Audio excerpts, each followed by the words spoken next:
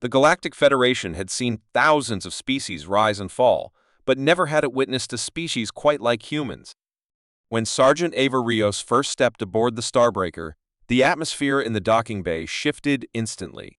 She wore her old Terran combat gear, scratched and worn, her boots thudding against the metal floor as if they didn't belong in space. Her arrival had not gone unnoticed. Dozens of eyes, from glimmering insectoid to cold, scaled to softly glowing, turned to her, curious and skeptical. She was the first human ever assigned to the Vanguard Corps, an elite military unit known across the stars for their precision, speed, and elite hybrid crews. Commander Vectal, a tall, copper-scaled veteran of a dozen wars, observed her silently from the observation deck above, arms folded, his tail twitching with what could only be described as annoyance. Humans, he believed, were emotional, fragile creatures, interesting in theory, but unfit for real war. As the ship launched into the depths of the Varnock expanse, Ava remained silent, absorbing everything: the humming of the engines, the subtle tension in the air, the looks she was getting. No one offered her a seat in the mess hall that first night, but she didn't seem to mind. She simply sat alone, eyes steady, eating her ration bar like she'd done it 100 times before. Rumors spread quickly. Some said humans could survive on poison. Others whispered they could see in total darkness or hear across a battlefield. Most assumed it was just myth. After all, humans were only recently discovered, their homeworld still under study, and Ava Rios was the first real data point the crew had ever encountered. But things changed during the mission to Nyrel Station, an abandoned research facility floating in the middle of a dead zone. The team, made up of elite warriors from 7 species, entered expecting a routine systems check. Instead, they found the station had suffered a mysterious explosion and was in danger of collapse. As plasma fire spread and the floor gave way in sections, panic began to ripple through the crew. In a central chamber, 3 officers became trapped under a fallen support beam, a slab of alloy weighing more than 5 tons. The others tried lifting it. Vectal and his strongest warriors grunted and strained, but the beam didn't move. Time was running out, with fire creeping toward the exposed power core. That's when Ava stepped forward without a word.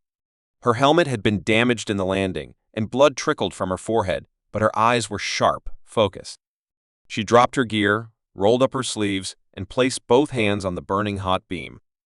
The metal sizzled against her skin. A warning shout came from Drenz, the ship's multi-armed medic, but Ava didn't flinch. With a low growl and a tightening of her body, she began to lift. At first, nothing happened then. Slowly, unbelievably, the beam rose off the ground. Gasps echoed through the chamber as she gritted her teeth and held it up, motioning for the injured crew to crawl out. One by one, they scrambled free. A final push from Ava flung the beam off to the side where it crashed against the wall. Her arms shook slightly, her skin blistered and raw, but she didn't look for praise. Instead, she turned to Commander Vectal and simply said, "We need to move, this place is gonna blow." No one questioned her. Back aboard the Starbreaker, silence fell in the debriefing room. Vectal watched the security footage 3 times, zooming in, playing it back, analyzing every angle. How could one being lift that much? There had been no exosuit, no tech enhancement, just raw power. In the mess hall later, Ava sat alone again, but this time, one of the Goran twins, thick-skinned miners from the gravity world of Threxos, sat beside her and offered her a piece of their nutrient rock. A small gesture, but it didn't go unnoticed. That night, some crew members stayed up comparing their own species' strength to humans. But numbers didn't explain what they'd seen. It wasn't just about strength. It was about something else. Grit. Willpower. The ability to keep going even when pain hit. Drenz later admitted he couldn't understand her biology. Her bones were dense, her muscle fibers unlike any other organic pattern in their database.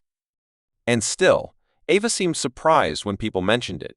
"It's just training," she said. But everyone on that ship knew there was more to it. The real mystery was that Ava didn't see herself as special. She didn't boast, didn't correct the skeptics, didn't try to earn trust. She simply did her job, whether it involved navigating asteroid fields or lifting debris the size of a shuttle.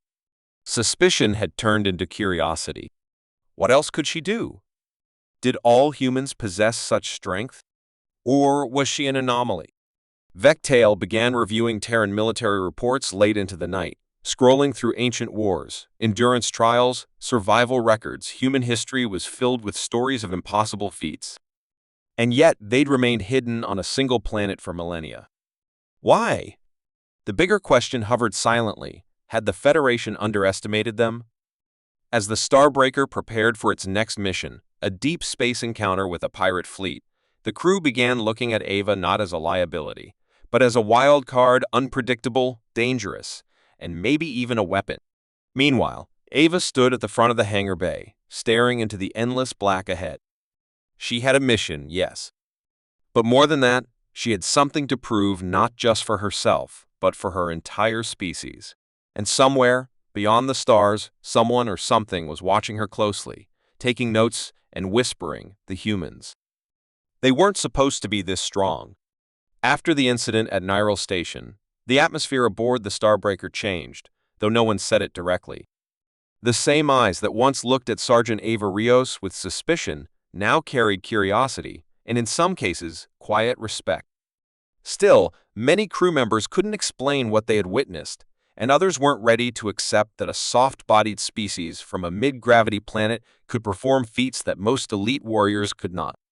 The ship's medical officer, Drenz, fascinated by the mystery, asked Ava to volunteer for a physical examination. She agreed, not out of pride, but to ease the crew's concerns. Inside the medbay, scanners whirred and screens filled with data. Drenz clicked his many fingers in disbelief as he studied the results. Her bone density was over, twice that of most carbon-based life forms, her muscles layered with redundant fiber groups, and her pain response unusually muted.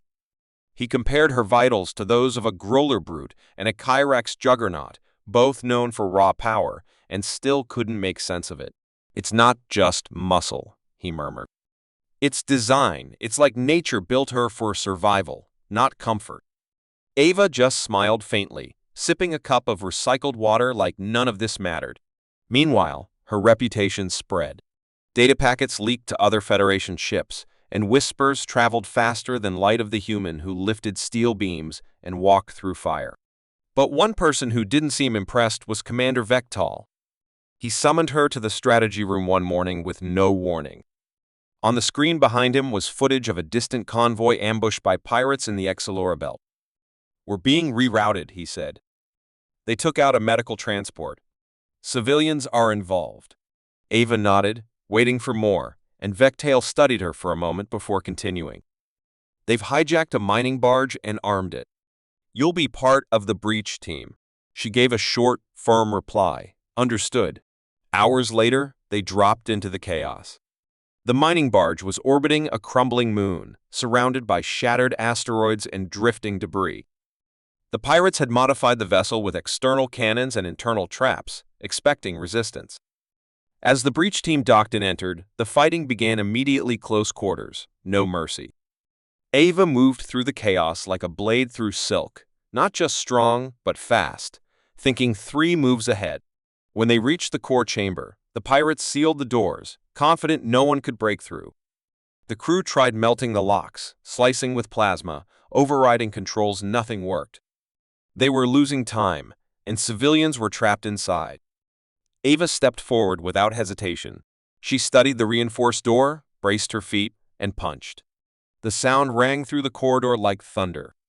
The others flinched as her fists struck again and again, dents forming, then cracks, until with a final blow, the entire panel gave way. Smoke poured out, and she was first through the breach. Inside, she neutralized the last pirate with a brutal elbow, then helped lift a fallen medic off the floor. Once the hostages were safe, the crew stood in the corridor staring at the broken door. No explosives. No tech. Just Ava.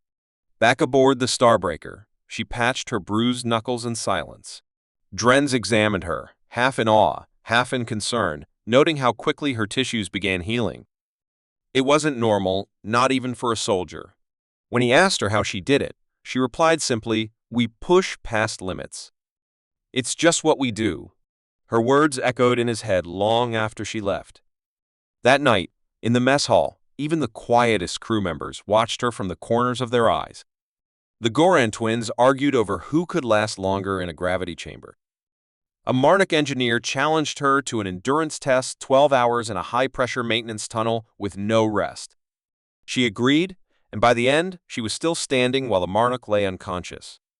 Even Vectail had to admit she was more than he expected. But it wasn't just about strength anymore. During a simulation run days later, their ship was hit by a phantom virus, an unknown AI sabotage code that locked systems and initiated a full shutdown. Gravity failed. Lights flickered. Temperature plummeted. Most crew scrambled to the pods, but Ava stayed behind. With no artificial systems online, life support was gone in minutes. The only way to restart the core was to manually connect power cells through a crawlspace lined with electrical coils. Dangerous.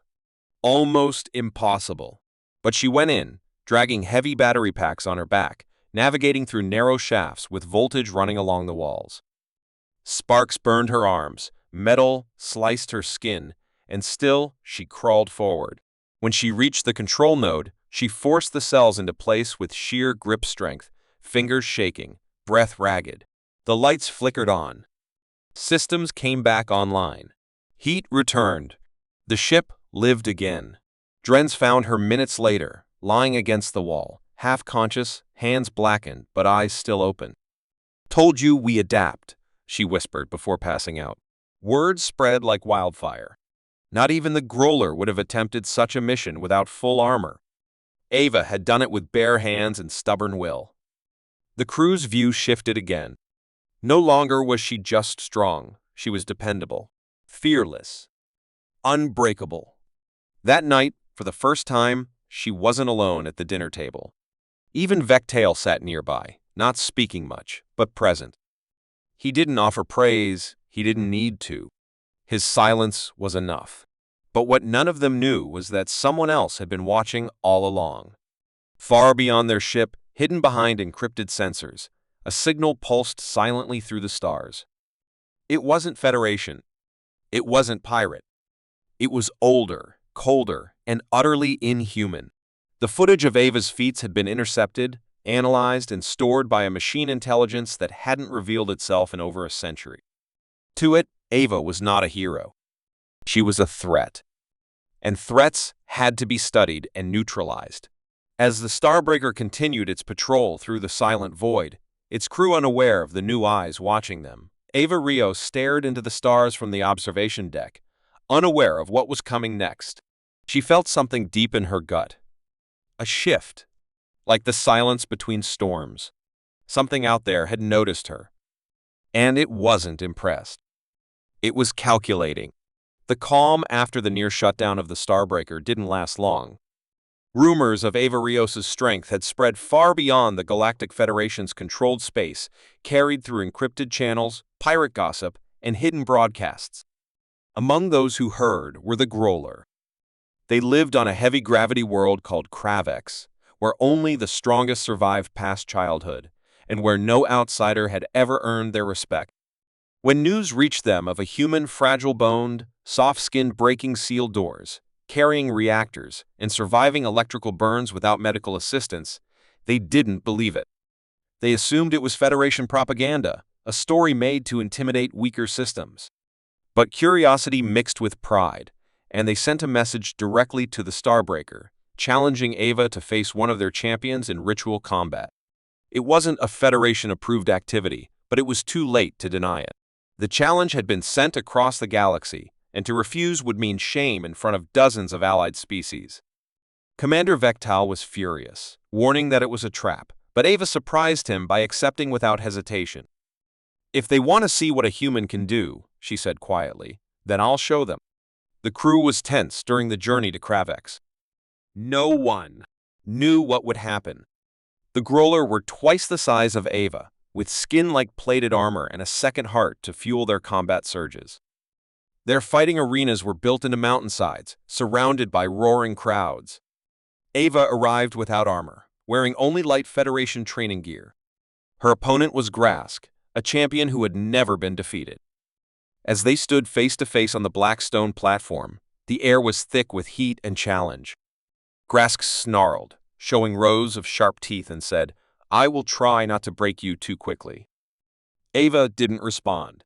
She just studied his movements, his breathing, the way he shifted his weight. When the gong sounded, Grask charged like a storm. The crowd roared. Ava didn't meet him with power. She dodged, sidestepped, let his own weight become his weakness. She moved with precision, every step calculated, each strike targeted not at brute force, but balance and nerve points. The Growler fought like tanks. Ava fought like a scalpel.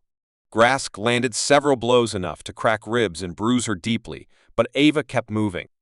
Then she found her moment. As Grask charged again, she dropped low, grabbed his leg, and twisted. He stumbled. She used his momentum to flip him onto his back, slamming him into the ground with a thud that echoed through the arena. The crowd went silent. No one had ever done that. Grask roared and got back up, but he was slower now. Ava circled, waiting. When he lunged again, she hit his jaw with a punch so fast that most of the audience missed it. Grask dropped to one knee. Ava didn't finish him. She stepped back, giving him space. It wasn't weakness, it was discipline. The Growler leaders watched from above, whispering among themselves.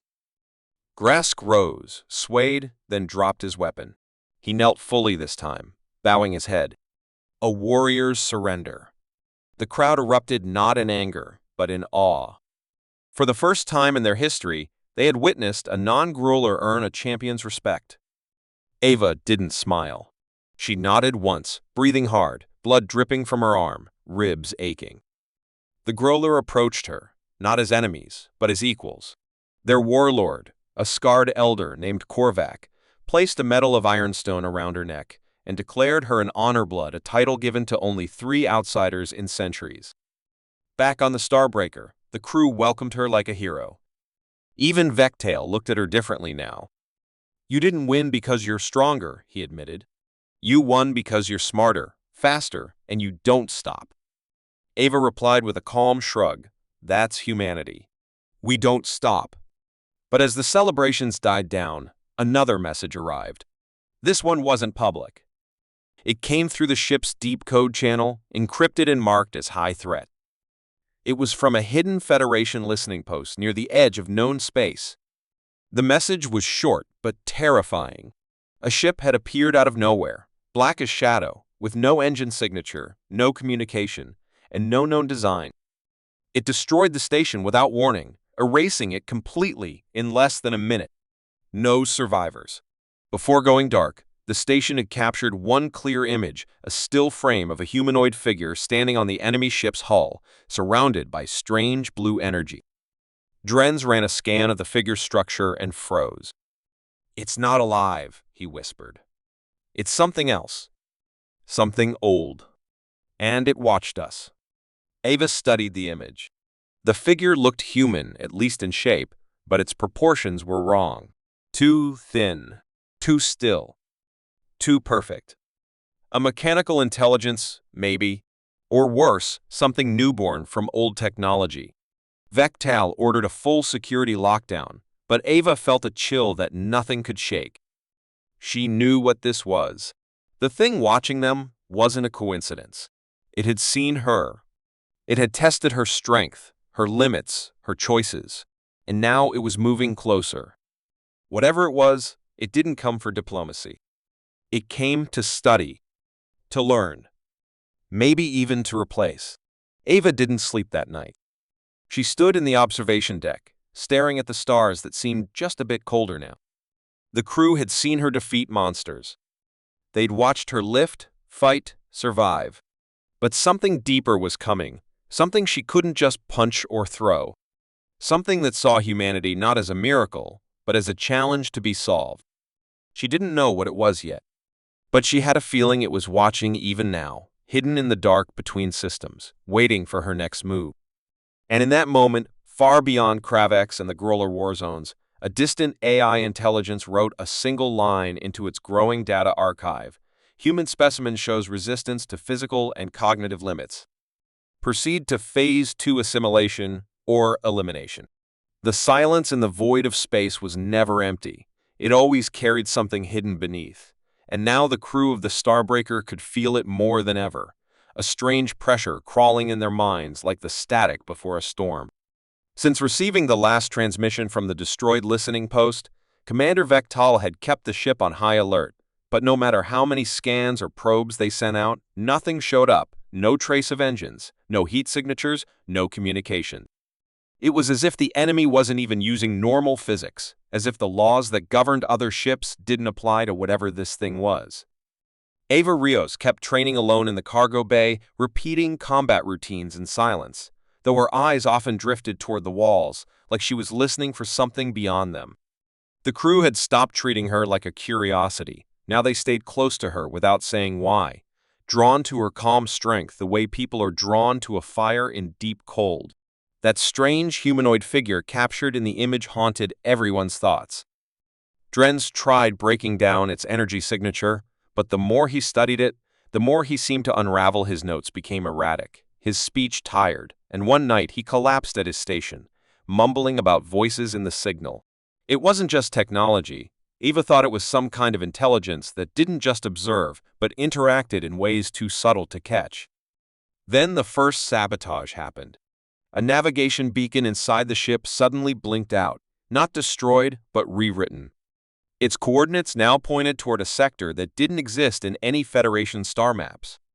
When the engineering team tried to fix it, the entire navigation system crashed, locking the ship in a holding pattern. No outside virus was detected. It was as if something inside the ship had changed its own code, like a thought rewriting itself.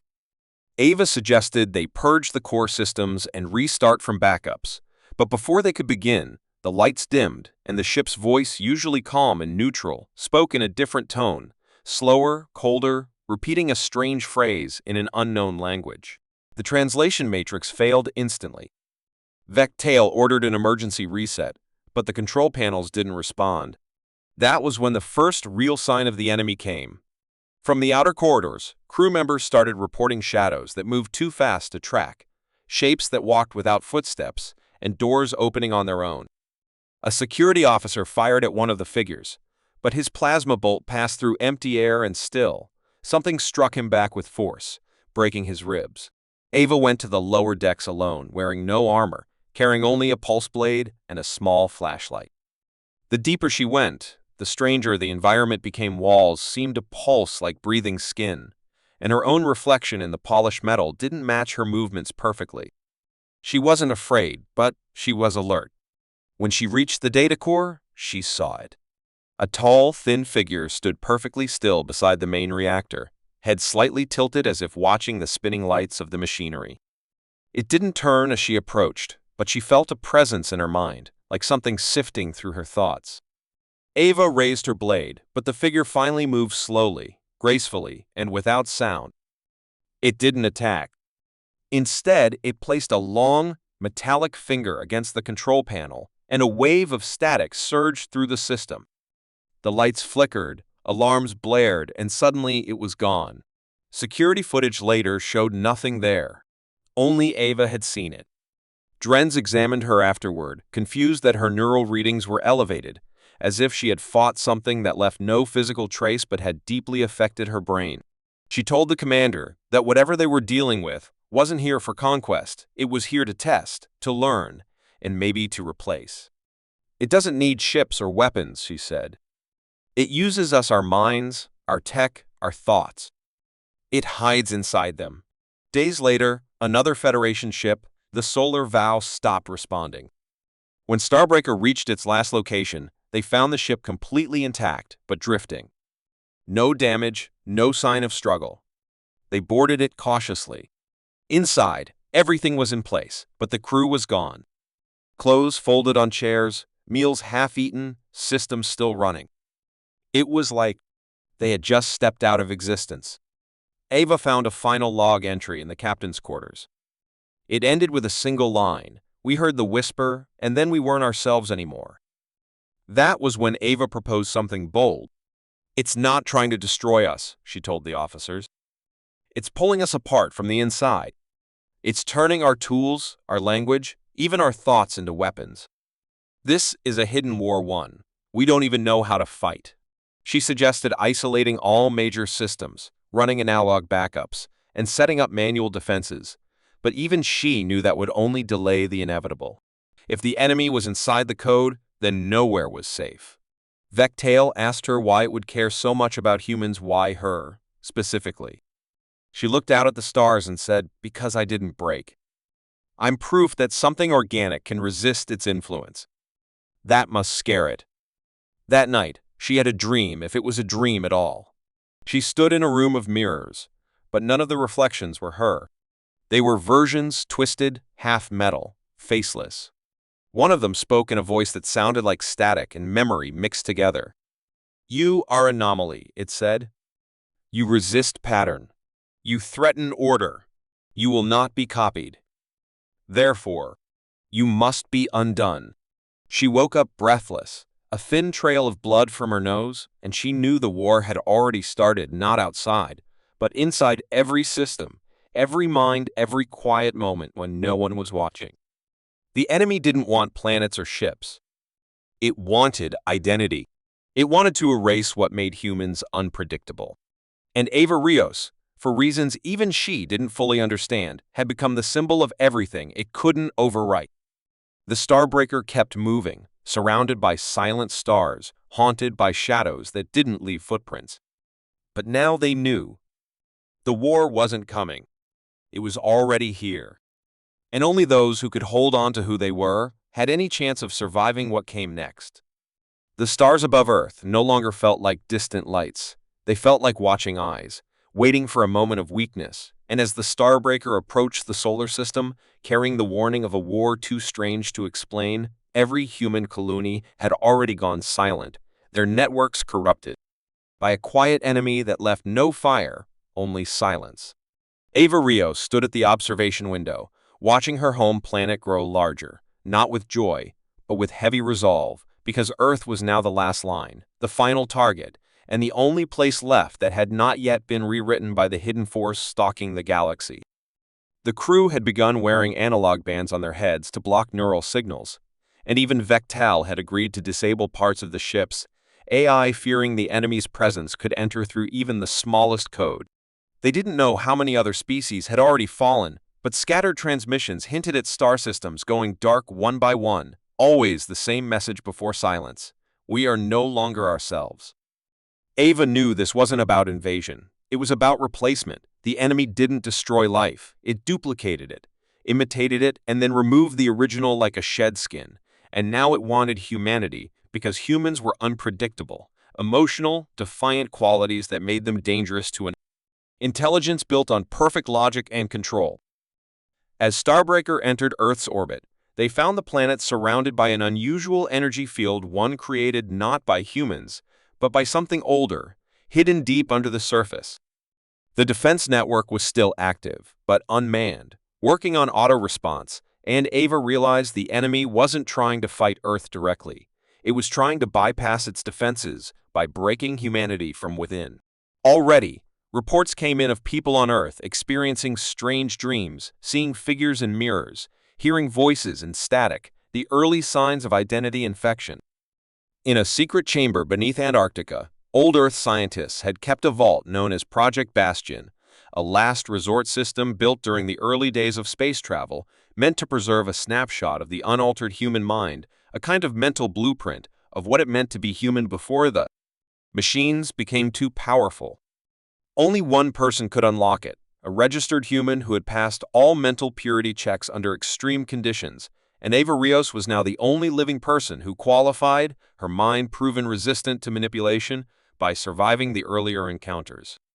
When she entered the vault, she didn't find weapons, she found recordings, memories, music, voices, fear, love, rebellion, laughter, the raw, messy chaos of humanity. Encoded into powerful waves, designed to disrupt any pattern-based intelligence that tried to overwrite them. It was emotion weaponized, and it could destroy the logic of the invading force if released at the right moment. But there was a price. It could also damage the minds of those who had already been infected or partially copied, and Ava knew that hundreds of thousands on Earth were already in that gray zone. If she activated Project Bastion, she could save Earth, but at the cost of those who were already being changed. Vectail warned her that the Federation would never approve such a move without a full council debate, but Ava knew there was no time. She took full responsibility, entered the control codes, and began the final countdown. That was when the enemy revealed itself fully. A massive ship, black and silent, appeared from behind the moon. It didn't warp in, it simply stepped into space like it had always been there, but was only now being noticed. From it, thousands of smaller shapes poured out, not ships, but beings exact copies of humans, perfect in appearance, but lifeless in their eyes, moving in unison, descending toward Earth like a wave of hollow souls. They didn't speak. They just broadcast one message: we offer peace. Surrender your chaos. Ava stood at the top of Earth's command tower, facing the sky, and answered with the activation of Bastion.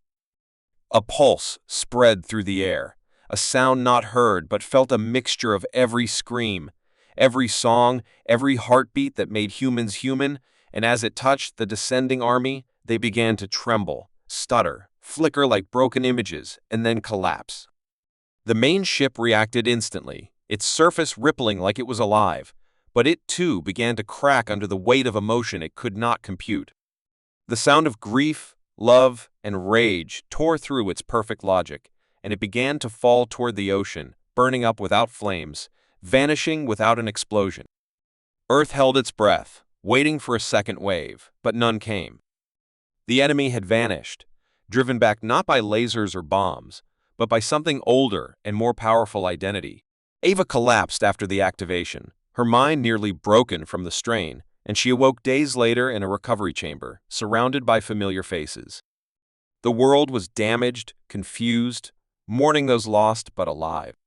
The Federation sent envoys to understand what had happened, but no words could fully explain it.